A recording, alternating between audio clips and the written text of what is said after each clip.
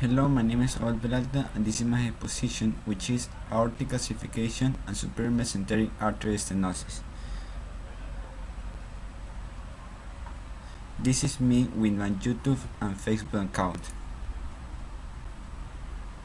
First of all, of the definitions, the aorta is the body's largest artery which carries oxygen-rich blood from the heart to the rest of the body.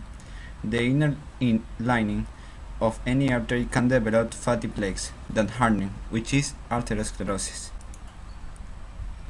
and it might lead to heart and attack and strokes. In that lining of artery, the abdominal aorta, calcium can deposit in the areas of arteriosclerosis, and it's called an aortic calcification. Meanwhile, the stenosis is an abnormal narrowing in a blood vessel or other tubular organ structure. And finally, ileus is a disruption of the normal purposing ability of the gastrointestinal tract that leads to a buildup or blockage of food material.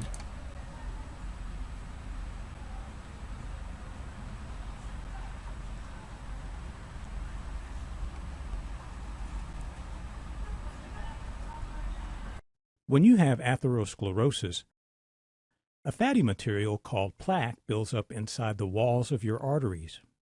It's a problem because it can reduce or completely block blood flow and lead to a heart attack or a stroke. No one knows exactly why it happens, but scientists think it begins with damage to the inner wall of an artery. It can start as early as childhood. It starts when things traveling in the blood, like cholesterol, fats, calcium, and waste products, collect in the damaged part of the artery wall. With all of it bunched together, chemical reactions start to happen with your body's bad LDL cholesterol. This triggers inflammation, and cells at the site release chemicals that call for help. Your immune system sends white blood cells to the damaged site. They begin to eat the cholesterol. This sounds good, but it isn't. The cells change into foam, and those foam cells form plaque. As the plaque increases, the artery wall thickens and hardens. At the same time, muscle cells in the artery wall start multiplying, and they move to the surface of the plaque. They contribute to the problem by forming a hard cover or cap over the plaque. Eventually, the artery narrows enough to reduce blood flow, which reduces the amount of oxygen nearby organs can receive. Over time, the cap may break open and release all this plaque into the bloodstream. It can flow downstream in the artery and form a blood clot, which can stop blood flow altogether. When that happens, blood supply becomes limited to the areas around the clot. If it happens in your heart, it causes a heart attack. If it happens in your brain, it causes a stroke.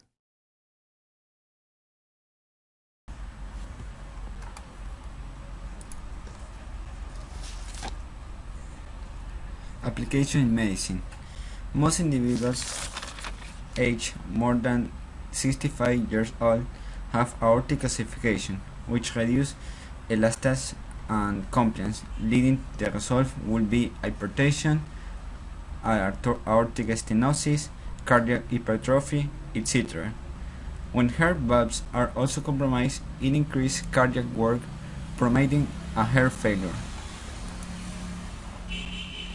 In pros, for treatment of the case, aortic valve replacement, mitral valve repair, and tricuspid annuloplasty is necessary to be performed to adjustment the cardiac output. What's more, ileus and abdominal symptoms subside.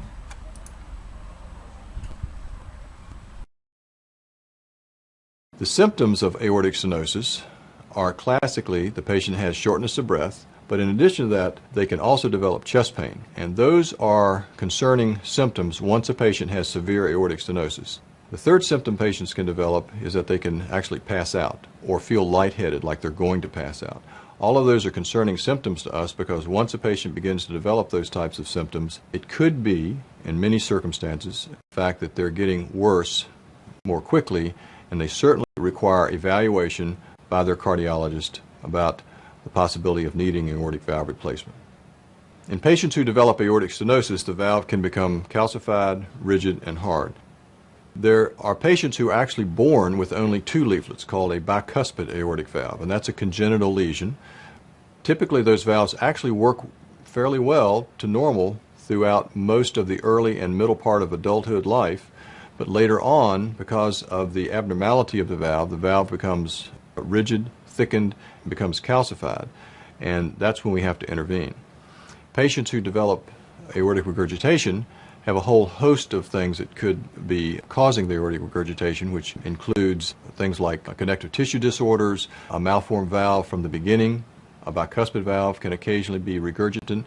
You can have both aortic stenosis and regurgitation together. Then, in cons, the total replacement of abdominal aorta with bypass of the superior mesenteric artery was considered to be a high risk owing to the patient conditions. Complication of ileus will lead to necrosis of intestine and peritonitis.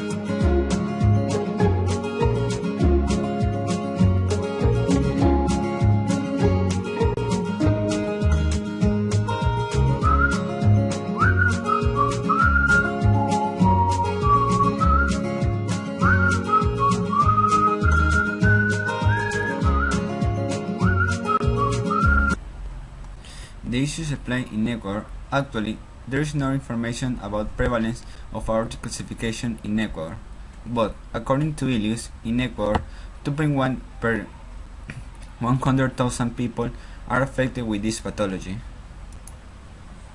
And finally, in the conclusion, aortic calcification is a complication of atherosclerosis and often seen in older people, more than 65 years old, which may lead to occlusion of arteries and will also compromise heart valves. Complications might be a stroke or heart attack. The main cause of ileus in this case was a superior mesenteric artery stenosis.